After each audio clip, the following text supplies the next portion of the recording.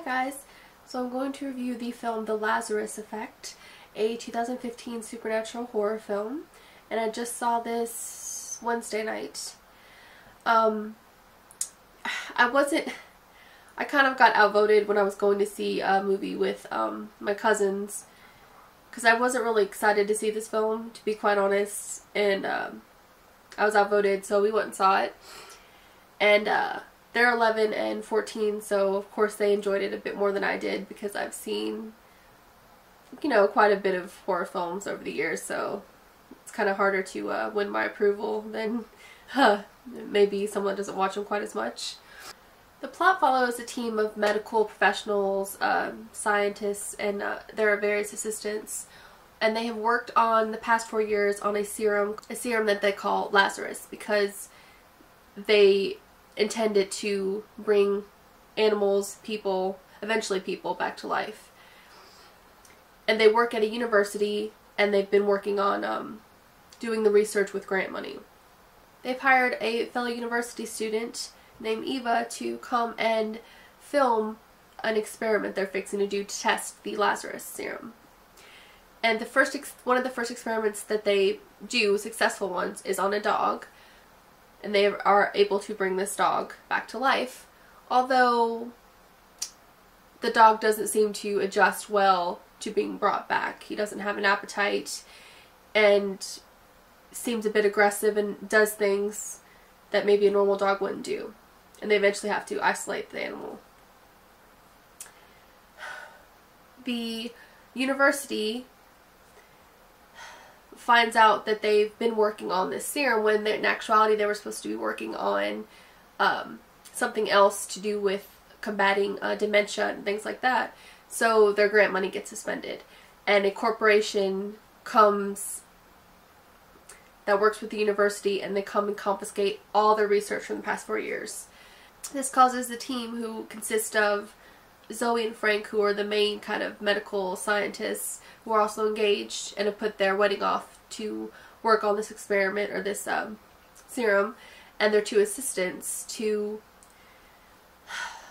decide to replicate the experiment so they can get the information that they need before the lab gets completely cleaned out. So they go back to perform the experiment again on an animal, but when they attempt to do it, Zoe ends up getting electrocuted by, I guess, some kind of faulty switch or electrical surge or something. And of course, the first thing Frank decides to do is, let's use the serum on her, which, you know, that makes sense.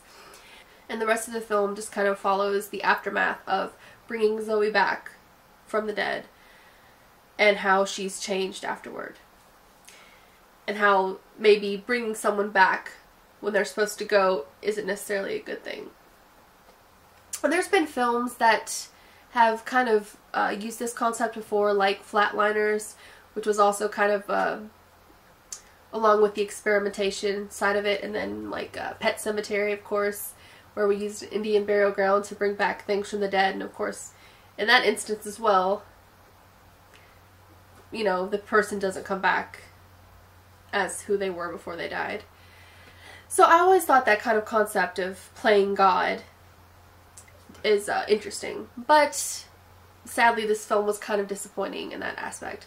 While I liked the story, and the acting was actually pretty good. I mean, most of the people in this were television actors, like Sarah Bulger, who plays Eva, is from Once Upon a Time, and then there's a guy from American Horror Story and a guy from Community, just for a bunch of different TV shows. But it was actually, the acting was good. I can't fault that.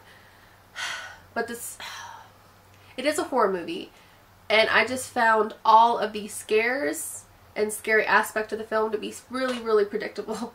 Like, I saw this with my 2 younger cousins, and it was really fun to actually scare them even more than they would have been originally, because you could totally tell when something's gonna happen. Right down to like a music, or oh, you saw a figure, now it's right beside you, or oh, the dog didn't move, but I bet it's gonna move in just a second, snap at your face. It's like, just so predictable, and like, they're younger, they enjoyed it, and they got a good scare of it, but I was just bored.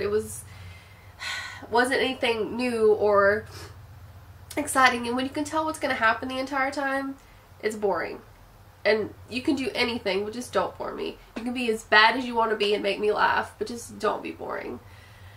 And I also found like the pacing of the story to be a bit off, or the plot, because it feels like nothing's really happening, and then all of a sudden all the deaths kind of happen really close together.